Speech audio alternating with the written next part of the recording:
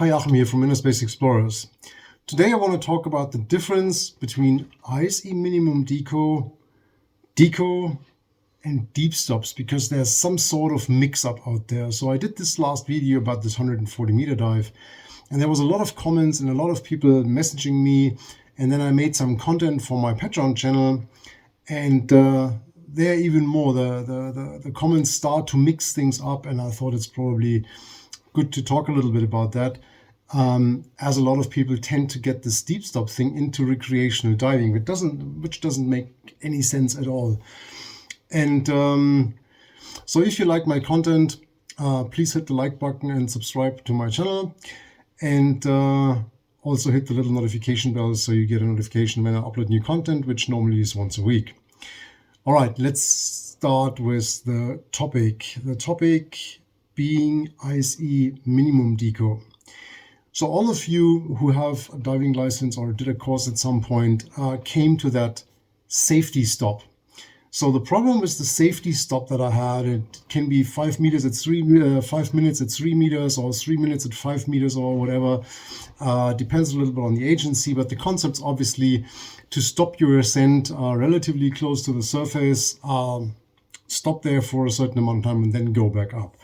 The main issue I have with this is that you have a relatively fast ascent rate from your maximum depth all the way to that stop, then you stop, and then you pop to the surface, which might be even very counterproductive because that last step between that safety stop and the surface usually has the highest pressure difference, which means this is where you usually get in trouble.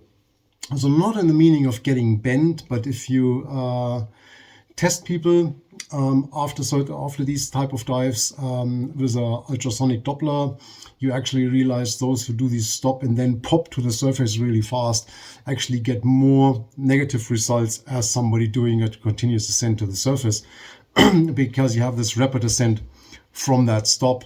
And I've seen that too many times, and you probably have seen the same thing. People are hanging there somewhere 5 meters and then they just inflate their BCD and go up to the surface.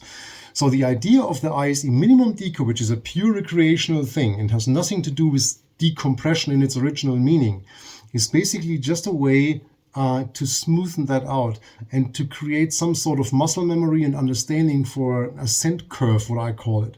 So for us, an ascent is always 3 parts. The first is your initial ascent, which means you start off from the bottom with a relatively high ascent rate of 10 meters per minute to your deep stop, or the first spot where you start to slow down, and then you actually, the deep stops are basically just a reduction of your ascent rate to 3 meters per minute. So the curve gets shallower, and then you start your real decompression, or in recreation diving, you start your minimum deco, your safety stop, and that means it flattens even more out. And that in the end creates a nice ascent curve.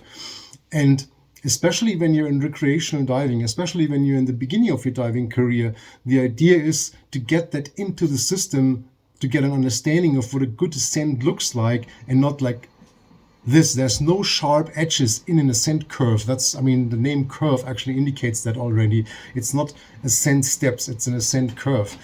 And that goes more shallow the closer you come to the surface. And the ISE minimum deco, which is basically 1, 2, 3, so 1 meter at 9, 2 meters at 6, 3 minutes at 3, actually is exactly that. It creates a curve. And then a lot of people are like, yeah, but it's way longer than a normal stop, and that's almost decompression, blah, blah, blah, blah, blah. That's not the point. The point is to get the idea. And if I like diving and if I like being in the water, I don't mind these 6 additional minutes, because I can always nicely incorporate that in my dive. Either I'm on some sort of nice dive site on a tropical reef or whatever, well, then I look at the reef in shallow water for a while. And if I'm just in a lake and on a practicing dive or whatever, I can always use the time to shoot an SMB or do some sort of body exercise with my partner and spend that time wisely while in the water. And at the same time, I create this muscle memory for a proper ascent. But this has nothing to do with decompression. And the same thing goes for these deep stops. If you do a recreational dive, you don't need to do a deep stop. You just basically flatten out your ascent rate and your curve.